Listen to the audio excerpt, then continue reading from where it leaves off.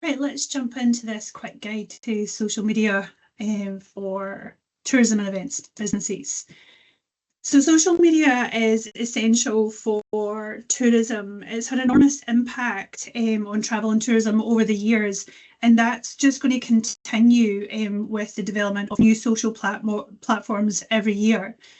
Booking.com report that social media is one of the top sources of travel inspiration, and Expedia are also reporting that as well. They've done a study of a path to purchase, and of the travellers who use social media, more than 3/4 have said that they use it at the inspiration stage. So this is why for travel and tourism and events businesses, social media should really play a big part in your marketing. But the customer journey is no longer a linear process. It's not as simple as it used to be, where people would be inspired, then they would book, and then they take the holiday. With social media playing such a big part in that inspiration, people can be influenced at many different stages of that journey. They could be influenced after they book their flight, once they've booked their accommodation. There is always this potential for someone to be influenced, even when they're here on the ground as well. And this creates a lot more opportunities for bookings and conversions for tourism and event businesses. But we know that social media has played that big part in the influencing stage. But social media is starting to have a bigger impact on that planning stage as well, with people being able to plan on the go as they're going through that journey and even through their holiday. So knowing your audiences and where you want to speak to them is really important for social media. Now, what I'm talking about here of audiences and who you're speaking to, it's not that classic demographics type thing. While that is important, on organic social media, you often don't know exactly who it is that's going to see your post. You're just posting in the hope that your followers might see it, but also non-followers can see it. And having this kind of clear defined audience for each channel will help you understand how you're going to reach people and what kind of content to make. So I'm going to use Instagram as an example here, because they've got really good information about their different algorithms for their different placements. And by placements, I'm meaning stories as a placement, feed, explore, reels. Instagram all have a different algorithm for each place. So each place is used slightly different by the users. So knowing how people are using that placement can help you make better content. So for example, stories. These are more likely to be seen by your followers, so we can call them a warm audience. If they're following you already, we can make that assumption that they're coming, they've been, they know about you. There's a reason why they're already following you.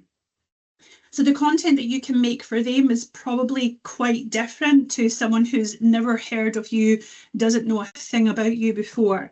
You could probably go into a little bit more detail. Instagram always report that stories are a great way to show in the moment content. So you can show that in the moment content because you've got the context that these people must know your business in some way, shape or form. What we find on our channels is our audience love to engage in the stickers and the polls. So knowing that if your audience are doing something similar to that, that can really help you build that content of asking questions. We often use it as a little bit of kind of insight as well to see what people prefer to do when we post more of that type of content. So on the feed, so that's your main bit when you're posting on Instagram. You've got different types of posts that you can do here, and carousels gives you the option to share up to 20 images or videos in one post. And this allows you to share more of your location, theme, product, business, whatever it is, and build a little bit more context around it.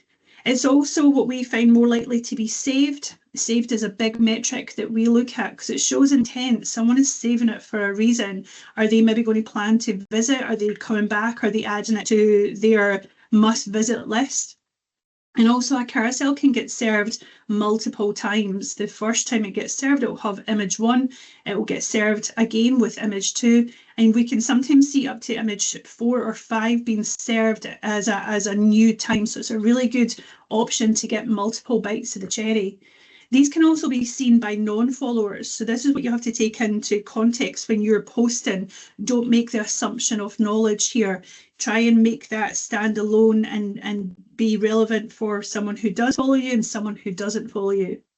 Then when you're posting a single image, so that's just a classic one image post on Instagram, you have to think, well, you're up against all these other things. So that has to be a standalone message, something that's worthwhile putting out just as a one image post. So we always try and use like it as a top image, something that has got the gravitas to just be by itself. Again, these can be seen by non-followers, so you have to take that into context. Reels, it's giving you that option to show a little bit more context, a little bit more depth with it being video. So these kind of point of view videos or a day in the life, it's really good to show more about your business. It's also what I call a trend in placement. And by that, all I mean is Instagram themselves are favouring that placement. You'll see Instagram's always talking about Reels. So they're pushing for people to be watching that placement. So you'll always probably see a little bit more engagement on that. And this is new for this is the same for any kind of new placement or thing a social media channel is pushing. You'll get a little bit more engagement on that if you're jumping into it. So again, these can be seen by non-followers, so you need to take that into consideration. So look into the insights of each of these posts to get a better understanding of how that audience is acting and engaging, and really look at that non-follower reach. That will help you know what it is that non-followers are more interested in, and that's what you can build up to know what types of posts that you should be putting out there. Now within posts, it's really all about the storytelling. So, you know, as the old saying goes, a picture is worth 1,000 words. And it's never been more true than for social media. It's a visual-based platform, and that goes hand in hand with travel and tourism and events. What it really does is it lets people connect on an emotional level. It'll either remind you of something or it'll make you long to go there. It is all about emotions. When you're on social media, you're either like something or you might dislike something. If you think of the little engagements that you can do, you can like a picture. These are all emotion based, so that having that story behind it can really help that person connect. One of the big things that I like to always kind of put in my head is, can that person, this piece of content, can a person feel like they're there? Are they the ones that's actually visiting it? Are they the ones that are sitting in that restaurant? Are they the ones that are driving up to a castle? How would it make them feel? And it's, if you think about before social media, and you would have videos and the old photo albums, and you would sit and you would go through the story of your holiday, and you would tell, oh, well, we're here and we've done this, and look, so-and-so was having a great time. It's always really good moments that are captured that come with little stories with them. And that's that storytelling piece behind your content. So that point of view content is a really good one, because that really lets people see exactly what it's like to go through that event or be part of it or understand what the atmosphere is like. You might have a unique selling point on your business as well. If you're a bed and breakfast or a self-catering and you've got a cracking view out of one of your windows, that view can only be seen by that through that window. That is exclusive to your business. You could build content on that, the story of the view out the window, how it changes through the season. But also these customer experiences and testimonials, that's their little storytelling piece. Oh, we came as a family and we had a great time and we done this and we can't wait to be back. You could share that as a story and have the visual of whatever it was that they done, and just help build that picture so that people can get that full story piece. And then that leads on to user-generated content, and it's a great way to get authentic content from real people having real experiences. And it's a great way for you to get cost-effective content so that it's not always you that is having to produce the content.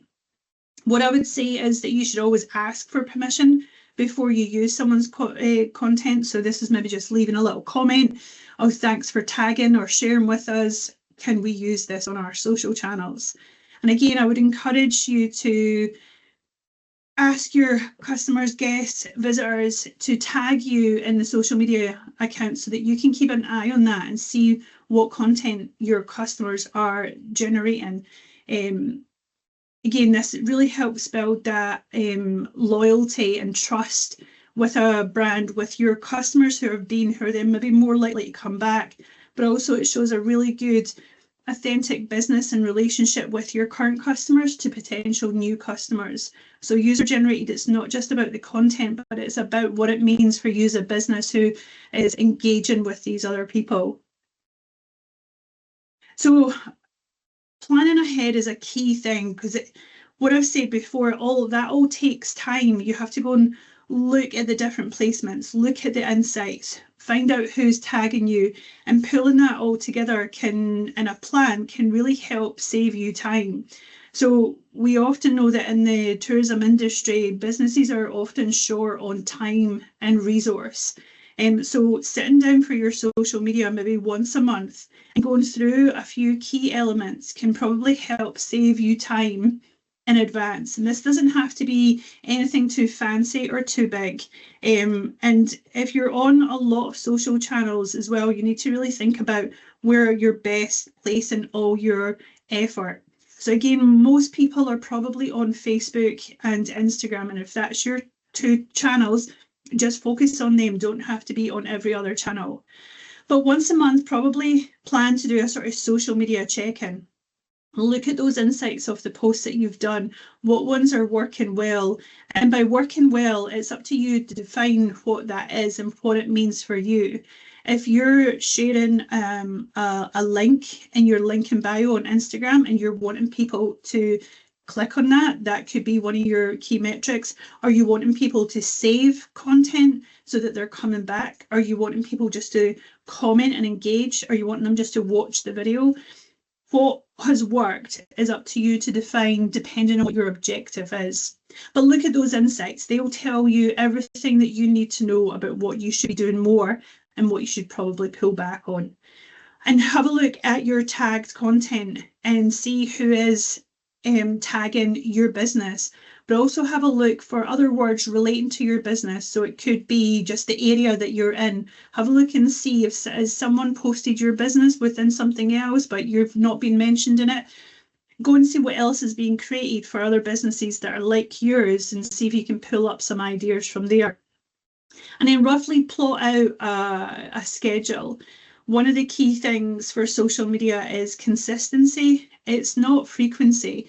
Now, obviously, if you post 10 videos every day, you're going to get more engagement, more reach than someone who's posting once a week. But it's all about being consistent. Consistency allows the algorithms to look at the positive indicators and start predicting what's going to happen. So if you're going to be posting, let's say, every Thursday and every Saturday, they'll know that the people who are more likely to engage in your content, your posts come up as an option for the algorithms to be served out. And you'll start seeing slow incremental increases when you are being consistent on social media. So have a look and see if you are able to repurpose any content on other social channels.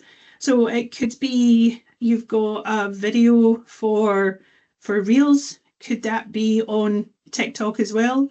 I would say that if you're on TikTok and you're posting on there, don't download it from TikTok so it gets the watermark and upload it to Instagram. This is one of the big things that Instagram will reduce your reach on that post. They don't want to see watermarks from any other platforms. Each platform ideally wants individual exclusive content just for that platform. But planning ahead and taking the time to plan ahead will really save time and ensure that consistency. It'll help you try and align with what it is that you're trying to do as a business for that month going ahead. You can have a look at the marketing calendar on VisitScotland.org and see what our social channels are going to be planning against as well. You can line that up. If you know that there's a big key moment for travel for your business, try and think, how is it that I'm going to start building up posts to that moment. How far should I start talking about that moment? All this will also help reduce last minute stress and rushed posts. If you're just posting for the sake of getting a post out, that's probably worse than not posting at all. Pull together those potential stories, little ideas. Oh, we're redecorating, so maybe actually I could take a little time lapse of this changing. It could all tie into different types of posts if you just think and have a little plan for it. So then pulling all these things together is what's going to help you generate this quality content. So some of the basics is that best practice for the social channels. You'll get loads of different sizes of images and videos for different channels, but the basic is probably an image should be 4x5, so that's slightly longer than a square image. It should be 9x16, so that's that long portrait for Reels, Stories and TikToks. What it is that you're trying to do is fill up a mobile phone screen. Now it's probable, again, if you look at your insights, most people will be looking at your social media on a mobile. So you're wanting to make sure that your post is taking up as much mobile screen as possible so that you've got the biggest chance of being seen and your content being read. And try and post consistently and then use those different placements to try and see what's going to work for you.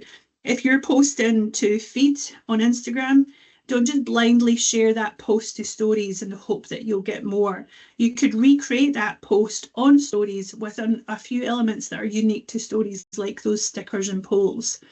And think of those different ways that you can do that storytelling at the heart of it. What is it that makes your business unique? What have you got that no one else has got? Or what other thing can you tie into something? So, for example, that if you're redecorating your bedrooms, that's a big niche on the social channels as well, is redecorating. So you can absolutely jump into that field as well. Just think about all those different layers. So some of the ideas that you could have is that travel tips and local recommendations, using other businesses that are close to you to jump on their tails is a really good way of everybody coming together in your local area. So it could be, if you're a bed and breakfast, you could put out a carousel of 5 local cafes to try in the area. And then you can have an image of each one, tag those businesses. And again, what could happen is those businesses will share that to their stories and you'll get in front of their audience. You could put together a little day trip for something to do in the area, or if you're a tour company or a bus company, taxi company, if once they've got off your taxi, what else could they do? Go to here and see this. There's loads of different ways that you can make these kind of travel tips and local recommendations. It's almost like that itinerary building that you're doing on the social channels. Behind the scenes content, again, that's going to be exclusive to your business. So that's some really great content that you can make there. Bring people on the journey with you. And that customer guest generated content and reviews is that great way to have authentic content with real people's thoughts and opinions shared to social media. So just the key takeaways there: know your audience, but not just the demographics, where they are and what it is that they're engaging with. Once you know that, you can start building your posts. And think of those storytelling opportunities and make sure you've got something in each post and you're not just posting blindly. And then generate that content from these different places. Use user-generated content and encourage your visitors to do so. And then plan to save time. That will help you get your calendar full for the month and be consistent when you're posting. And that's me finished. Thank you for listening.